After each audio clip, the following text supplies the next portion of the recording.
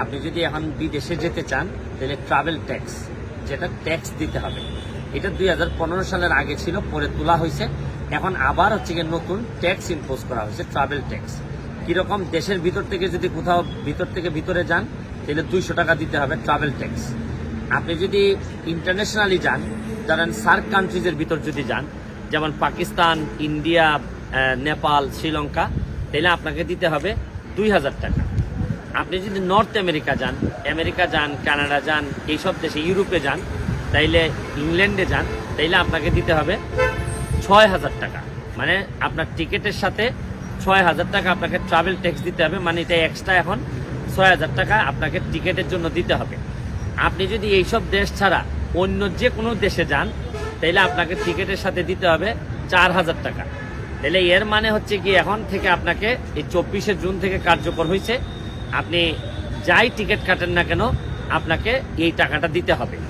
তা আমার প্রশ্ন হচ্ছে গিয়ে, সরকার যে কোনো প্রয়োজনে ট্যাক্স বাড়াইতেই পারে, আমার এই ব্যাপারে কোনো কমপ্লেন নেই। আমার কথা হচ্ছে, আমেরিকাতে যারা যায়, যারা সার্ক কান্ট্রিজে যায়, তারা কিন্তু গরিব না, তারা হয়তো দিতে পারবে। কিন্তু যারা আমাদের প্রবাসী ভাইয়েরা যারা মধ্যপ্রাচ্যে যায়, তাদের জন্য কিন্তু এমনিতেই মধ্যপ্রাচ্যে একটা যাওয়ার জন্য একটা লোকের যে পরিমাণ কষ্ট হয়, তার মধ্যে আরো 4000 টাকা যদি তার টিকিটের জন্য শুধু দিতে হয় ট্রাভেল ট্যাক্স, তাইলে হবে কি, রিক্রুটিং এজেন্সি বা যারা আপনার টিকিট কাউন্ট যারা কাটেন, তারা দেখবেন এটার মধ্যে আরো 1000 যোগ দেবে। মানে মোটামুটি একটা প্রবাসীদের জন্য দেখেন, এই কয়দিনে যে পরিমাণ টাকা শুধু প্রবাস থেকে যারা আমাদের রেমিটেন্স পাঠাইছে, তাদের কারণে আমরা বেঁচে আছি বলতে গেলে, বাংলাদেশের ইকোনমি বেঁচে আছে আমাদের প্রবাসী ভাইদের কারণে।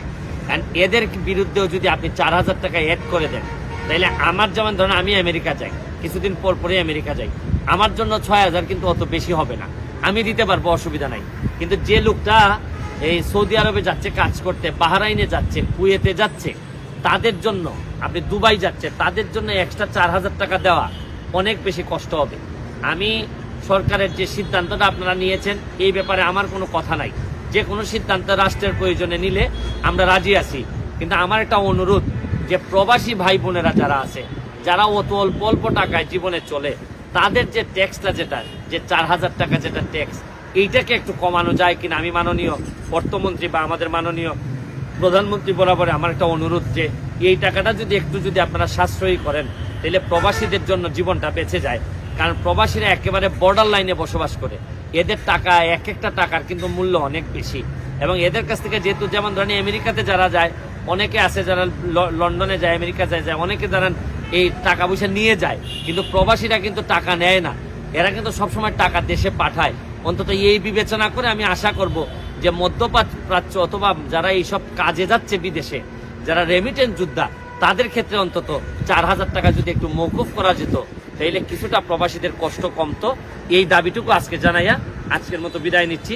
ভালো থাকবেন।